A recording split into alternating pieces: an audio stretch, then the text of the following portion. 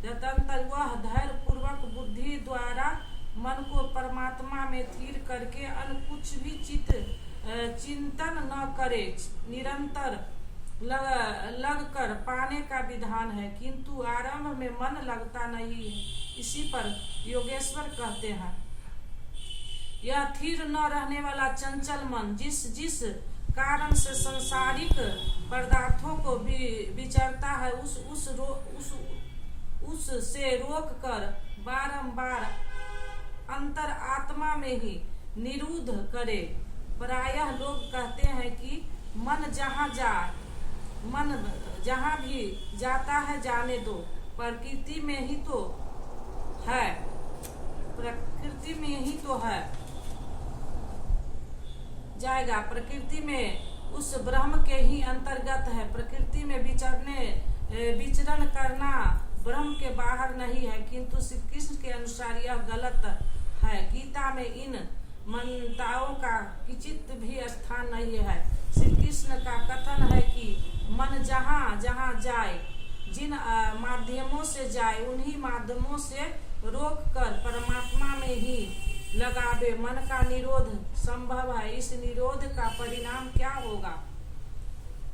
जिसका मन पूर्ण रूपन शांत है, जो पाप से रहित है, जिसका रजोगुण शांत हो गया है, ऐसे ब्रह्म से एक ही भूत योगी को सर्वोत्तम आनंद का प्राप्त होता है, जिससे उत्तर कुछ भी नहीं है। उसी पर पुनः बल देते हैं। पाप रहित योगी इस प्रकार आत्मा को निरंतर उस परमात्मा में लगाता हुआ सुखपूर्वक ब्रह्म परमात्मा की प्राप्ति के अंतर अनंत आनंद की अनुभूति करता है। वह ब्रह्म संकल्प अर्थात ब्रह्म के स्पर्श और प्रवेश के साथ अनंत आनंद का अनुभव करता है। अतः भजन अनिवार्य है। इसी पर आगे कहते हैं, योग के परिणाम से युक्त आत्म वाला, सब में सब भाव से देखने वाला योगी आत्मा को संपूर्ण प्राणियों में व्यक्त देखता है और संपूर्ण भूतों में आत्मा में ही प्रवाहित देखता है। इसी प्रकार देखने से लाभ क्या? जो पुरुष संपूर्ण भूतों में मुझ परमात्मा को देखता है, व्यक्त देखता है, और संपूर्ण भूतों को मुझ परमात्मा के ही अंतर्गत देखता है, उसके लिए मैं अदृश्य नहीं होता हूँ और वह मेरे लिए अदृश्य नहीं होता। यह प्रेरक का आमने सामने मिलन का शंख भाव है, समीमय मुक्ति है। जो पुरुष अकेला से परे उपयुक्त एक तत्व भाव से मुझ परमात्मा को भजता है, वह योगी सब प्रकार कार्यों में बरतता हुआ भी मेरे में ही बरतता है, क्योंकि मुझे छोड़कर उसके लिए कोई बचा भी तो नहीं, उसका तो सब मिट गया। इसलिए वह सब उठता बढ़ता जो कुछ करता मेरे संकल्पों से करता है। हे अर्जुन, जो योगी अपने ही समान संपूर्ण भूत में सम देखता है, अपने जैसा देखता है, सुख और दुख में भी सब में समान देखता है, वह योगी जिसका भेदभाव समाप्त हो गया है, परम श्रेष्ठ मान गया है। प्रश्न पूरा हुआ। इस पर अर्जुन ने प्रश्न किया, हे मकसूदन, यह योग जो आप पहले बता आए हैं, जिससे समतब भाव दृष्टि मिलती है, मन के चंचल होने से बहुत समय तक इसमें ठहरने वाली स्थिति में अपने को नहीं देखता। हे श्री कृष्ण, यह मन बड़ा चंचल है, प्रथम स्वभाव वाला है, प्रमंथन अर्थात दूसरों को मत डालने वाला, हठी तथा बलवान है। इसलिए इसे बस में करना मैं वायु की भांति अति दुष्कर मानता हूँ।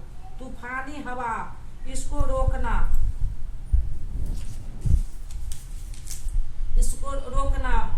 बराबर है। इस पर योगेश्वर श्री कृष्ण कहते हैं, महान कार्य करने के लिए प्रयत्नशील अर्थात महाबहु अर्जुन, निसंदेह मन चंचल है, बड़ी कठिनाइयां से बस में होने वाली है, परंतु कंतव्य यह अभ्यास और वैराग्य के द्वारा बस में हो जाता है। जहाँ चित्त को लगाना है वहाँ स्थिर करने के लिए बार बार पर्यंत का नाम अभ्यास है तथा देखी सुनी विषय वस्तु में संसार या स्वर्ग भोगों में राग अर्थात लगाव का त्याग वैराग है। श्री कृष्ण कहते हैं कि मन को वश में करना कठिन है, किंतु अभ्यास और वैराग्य द्वारा यह वश में हो जाता है। अर्जुन, मन को वश में करने वाले पुरुष के लिए योग प्राप्त होना कठिन है, किंतु बरवश मन वाले पर्यंतशील पुरुष के लिए योग सहज है। ऐसा मेरा अपना मत है। जितना कठिन तू मान बैठा है उतना कठिन नहीं है, अतः इसे कठिन मानकर छोड़ मत दो। पर्यंत पूर्वक लगकर योग को प्राप्त कर, क्योंकि मन वश में करने पर ही योग संभव है। इस पर अर्जुन ने प्रश्न किया, हे श्री कृष्ण, योग करते करते यदि किसी का मन चलमान हो जाए, यद्यपि अभी योग में उसकी श्रद्धा है ही, तो ऐसा पुरुष भगवत सिद्धि को प्राप्त न होकर किस गति को प्राप्त होता? श्री कृष्ण भगवत प्राप्ति के मार्ग से विचलित हुआ वह मोहित पुरुष छिन्न भिन्न बादल की भांति दोनों ओर से नष्ट भ्रष्ट तो नहीं हो जाता। छोटी सी बदली आकाश में छाए तो बह न बरस पाती और न लौटकर मेघों से ही मिल पाती, बल्कि हवा के झोंकों से देखते देखते नष्ट परायण हो जाती है। इसी प्रकार शिथिल प्रयत्न वाला कुछ काल तक साधन करके अस्तगति करने वाला नष्ट तो नहीं हो जाता। वह न आप में प्रवेश कर सका और न भोग ही भोग पाया, उसकी कौन सी गति होती है? हे श्री कृष्ण, मेरे इस संशय को संपूर्णता से मिटाने के लिए आप ही सक्षम है। आपके अतिरिक्त दूसरा कोई इस संशय को मिटाने वाला मिलना संभव नहीं है। इस पर योगेश्वर श्री कृष्ण ने कहा, पार्थिव शरीर को ही रथ बनाकर लक्ष्य की ओर अग्रसर अर्जुन, उस पुरुष का न तो इस लोक में और न परलोक में ही नाश होता है, क्योंकि हे तात, उस परम कल्याणकारी नियत कर्म को करने वाला दुर्गति को प्राप्त नहीं होता। उसका होता क्या है?